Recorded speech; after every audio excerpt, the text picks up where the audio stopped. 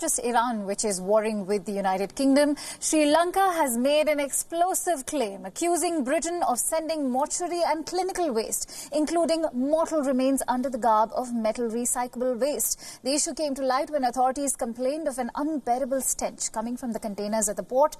Further investigation revealed that the waste being exported from Britain included human organs, mortal remains and clinical waste, items that are banned according to the international law. Sri Lanka has so far received 241 containers of waste from Britain since 2017. Out of these, 130 have been taken to free trade zones where the metal components were recycled. But the rest of the containers remain at the Colombo port, awaiting to be shipped back to Britain. The Sri Lankan government has threatened criminal action against the businessman who imported the waste if the containers are not shipped back. Now, the British government is also liable for letting hazardous elements be exported to Sri Lanka. Sri Lanka has said that they will formally raise the issue with British authorities. Sri Lanka, of course, follows Indonesia and Philippines in sending back the illegal shipments.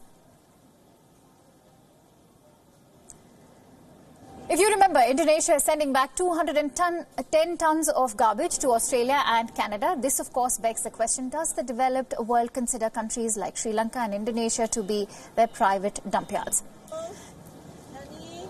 Let's also get some perspective on this news story. I am joined in by our correspondent Ashwin Hemantagama from Colombo. Let's quickly go across to Ashwin. Ashwin, what we are being informed is, of course, a gross violation of the international law. What action is Sri Lanka contemplating?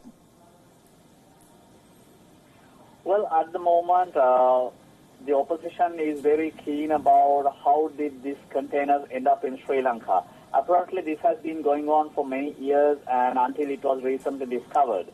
So, including the president, the lawmakers, and the parliament, and the Sri Lanka Customs, and Sri Lanka Environmental Authority, everybody is looking into it, and now, in the days to come, it will be escalated into criminal investigations, department-led investigation to find out the importer, the shipper, and how it could get recycled here in Sri Lanka and what will be left in Sri Lanka and what will be re-exported.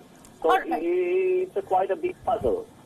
All right, it may be a puzzle, but it certainly needs to be taken up. How is the British government going to be liable for letting these elements into Sri Lanka, in the garb of metal? Well, at the moment, the British High Commission here in Sri Lanka is quite silent on the matter. But according to our laws, we can, of course, send back whatever the garbage which is imported or being sent forcefully to Sri Lankan shores.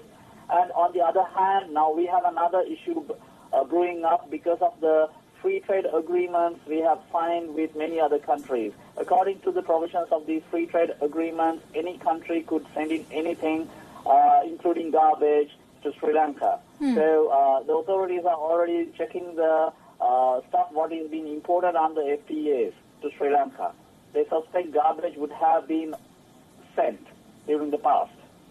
All right, Ashwin, that brings me to my last question. How is South Asia and Southeast Asia in particular, be it Philippines, Indonesia, and now Sri Lanka, of course, are being treated as the dumping ground by the West?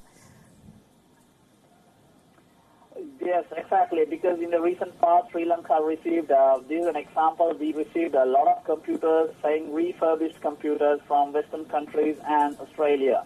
So these computers, of course, came in as a donation, and once you set up, you won't be able to use it more than a couple of months. So we ended up with a lot of computers, which is not recycled here in Sri Lanka, but ended up in garbage dumps. So likewise, so many things end up here, and it causes a serious environmental threat to Sri Lanka and poor countries in the South Asian sector, because all these things end up here as donations and with the disguise of recycle. Right, Ashwin. Thank you so much for bringing us all those latest details. This has been indeed a shocking incident, and let's see how the relations between Sri Lanka and the UK pan out now. And speaking of...